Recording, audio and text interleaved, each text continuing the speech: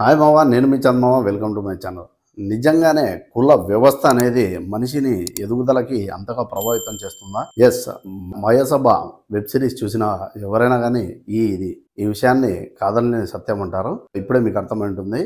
Mayasabha web series అయితే Sony లీవ్లో streaming అవుతుంది guys. ఇదైతే చూడడం జరిగింది. మొత్తం 9 ఎపిసోడ్స్ ఉన్న ఈ వెబ్ సిరీస్ని అయితే మన దేవకట్ట గారు తెరకెక్కించడం జరిగింది. ఈచ్ ఎపిసోడ్ 30 మినిట్స్ నుంచి 40 మినిట్స్ వరకు ఉంటుంది.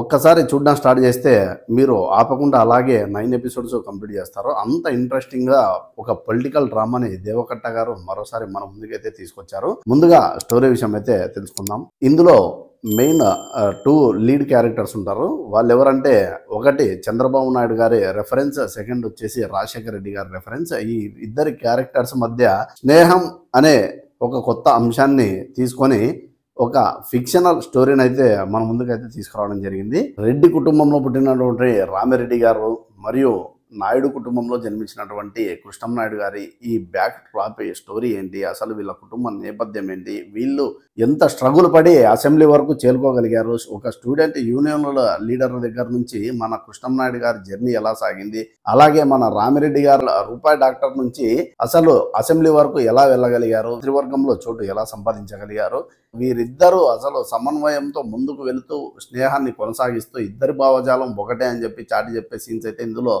మనకు సిరీస్ మీద మధ్యకు పోయే కొద్దీ ఇంకా ఇంటెన్షనల్గా చాలా అంటే చాలా క్యూరియాసిటీ కలిగించడం జరిగింది. సిరీస్ అవబోతుందంటేనే నిజంగా సెకండ్ పార్ట్ ఎప్పుడు మొదలవుతుందా అన్న క్యూరియాసిటీ నాకైతే కలిగింది. ఒక రియల్ టైమ్ క్యారెక్టర్స్ని తీసుకొని మొదటిసారి అనుకుంటాను ఒక పొలిటికల్ డ్రామాని ఇంత చక్కగా తెరకెక్కించడం.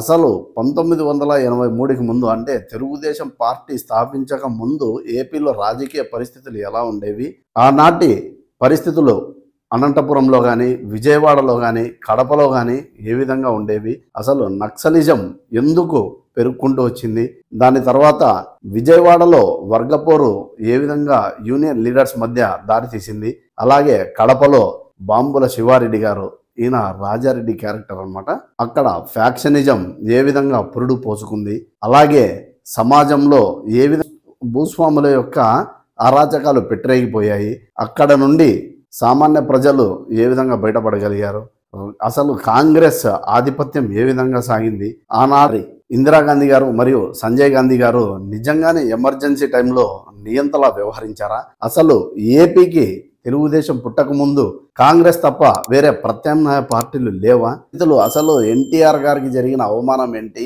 తెలుగు ప్రజల ఆత్మగౌరవాన్ని కాపాడడానికి తెలుగుదేశం పార్టీ ఎలా పుట్టుకు వచ్చింది, తర్వాత వైస్రాయ్ హోటల్లో జరిగిన అసలు ఆ సమావేశానికి గల కారణాలు ఏంటి, ఇలాంటి ఎన్నో విషయాలను విశ్లేషిస్తూ ఒక ఫిక్షనల్ స్టోరీని వంగవీటి రాధా గారి స్టోరీ కానీ, పరిటాల రవి గారి స్టోరీ కానీ, తర్వాత వైఎస్ కుటుంబం యొక్క చరిత్ర కానీ, ఆ బ్యాక్ డ్రాప్ లోనే మన చంద్రబాబు నాయుడు గారి కుటుంబ నేపథ్యం ఏంటి, అలాగే చంద్రబాబు నాయుడు గారు మన ఎన్టీఆర్ గారి దృష్టిలో పడి ఆయన కూతుర్ని ఎలా మ్యారేజ్ చేసుకున్నారో, ఇలాంటి విషయాలు అయితే మనకి కళ్ళ కట్టినట్టయితే వెబ్ సిరీస్లో చూపించారు భయ్య. సో రామోజీరావు గారు కూడా వీళ్ళ ఎదుగుదలకు ఏ విధంగా సహాయపడ్డారు అని చెప్పేసి చాలా అంటే చాలా బాగా చూపించారు.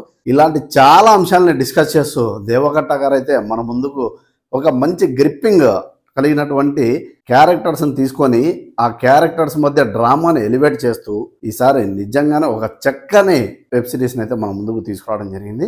ముఖ్యంగా ఇందులో చెప్పుకోవాల్సింది లీడ్ క్యారెక్టర్స్లో నటించినటువంటి చైతన్యరావు మరియు ఆది పినిశెట్టి గారు చంద్రబాబు నాయుడు క్యారెక్టర్ చేశారు. తర్వాత మన చైతన్యరావు గారు అయితే రాజశేఖర రెడ్డి గారి క్యారెక్టర్ చేశారు. ఈ క్యారెక్టర్స్లో వీళ్ళైతే జీవించేశారు భయ్య. అలాగే ఎన్టీఆర్ గారి క్యారెక్టర్లో సాయి కుమార్ గారు కానీ, తర్వాత నాదెండ్ల భాస్కర్ రావు గారి క్యారెక్టర్లో శ్రీకాంత్ అయ్యంగారు కానీ, తర్వాత మన రామోజీరావు గారి క్యారెక్టర్లో నాజర్ గారు కానీ, వీళ్ళందరినీ పక్కన పెడితే వీళ్ళందరినీ డామినేట్ చేస్తూ రాజశేఖర రెడ్డి గారి తండ్రిగానేటువంటి రాజారెడ్డి గారి క్యారెక్టర్లో బాంబుల శివారెడ్డి క్యారెక్టర్ అనమాట, అది ఫిక్షనల్ క్యారెక్టర్. ఆ క్యారెక్టర్లో నటించినటువంటి ఒక పెద్ద ఆయన అయితే నిజంగానే చాలా ఇంట్రెస్ట్ కలిగించారనమాట. ఫస్ట్ 3 ఎపిసోడ్లో ఆయన డామినేషన్లో చాలా అంటే చాలా అనమాట లీడ్ క్యారెక్టర్స్ని డామినేట్ చేస్తూ నటించడం జరిగింది. మీరు కనుక పొలిటికల్ లవర్స్ అయితే ఖచ్చితంగా ఈ వెబ్ సిరీస్ అయితే మిస్ కావద్దు. అలాగే ఈ వెబ్ సిరీస్ ఎండ్ అయ్యేది వైస్రాయ్ హోటల్లో ఎన్టీఆర్ గారి మీద జరిగినటువంటి దాడితో అక్కడికి ఆపైపోతుంది. తర్వాత సెకండ్ పార్ట్ ఉందని చెప్పేసి దేవకట్ట గారు అక్కడే మనకి లీడ్ ఇవ్వడం జరుగుతుంది. సో నేనైతే సెకండ్ పార్ట్ కోసం ఈగర్గా వెయిట్ చేస్తున్నాను. మీలో ఈ సిరీస్ని చూసిన వాళ్ళు తప్పకుండా కామెంట్ చేసి నా ఛానల్ అయితే సబ్స్క్రైబ్ చేసుకోండి. సైనింగ్ ఆఫ్ మీ చాందుమావ.